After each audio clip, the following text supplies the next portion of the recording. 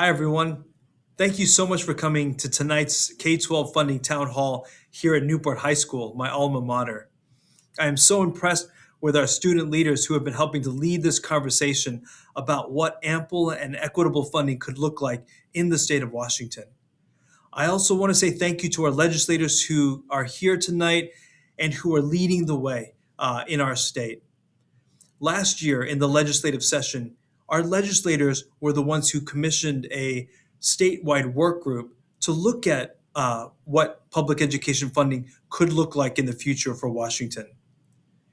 That work group covers a number of different topics, including looking at revenue sources, looking at different regional needs, looking at what accountability might look like, as well as this idea of student weighting factors, which is basically attention to the fact that kids have different needs, and we as a state could drive additional dollars to kids who need more to succeed.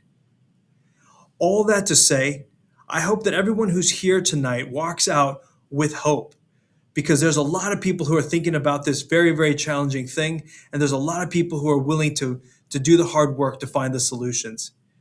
Because let's face it, our future depends on a strong, thriving, world-class public education system. We have that happening in our schools. We just need the funding to match it so that we can sustain it into the future. So thank you, everybody, for your advocacy. Let's keep up this work for our kids.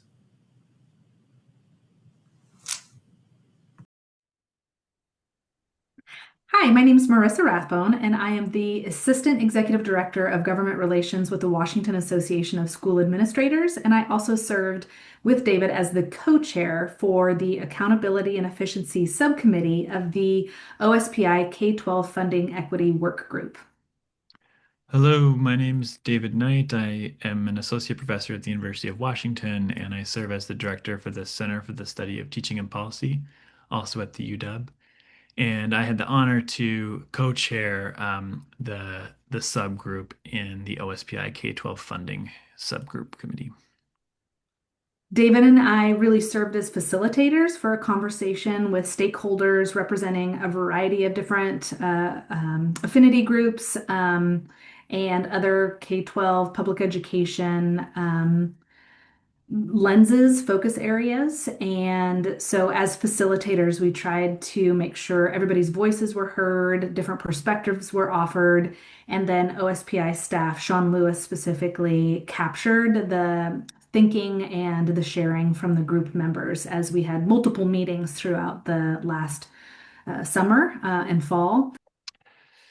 A major takeaway for me that I think emerged from a lot of the conversations we had was around the design of the accountability system itself and who we're holding accountable. We tend to think of accountability systems as hyper focused on students and schools and educators. And something we heard a lot was that we also need to make sure we're holding the state legislature and our state agency accountable for producing equal educational opportunities to reach a common outcome goal.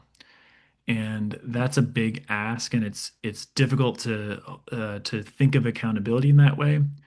I think one of the ways we can hold our state leaders accountable is by having conversations and having town halls like the one that is being held tonight. It's just really important that we engage with the policies in the system. And I think the work happening even tonight is so important for moving forward and improving our system in a way that gives all students equal educational opportunities.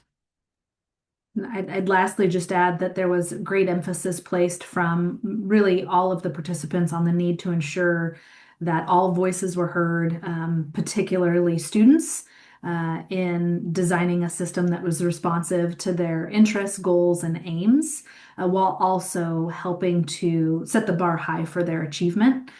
So a collective and collaborative design in partnership with students, families, and communities, along with experts in the K-12 space. We would just encourage you all to stay engaged and keep doing this important work. And thank you again for coming tonight.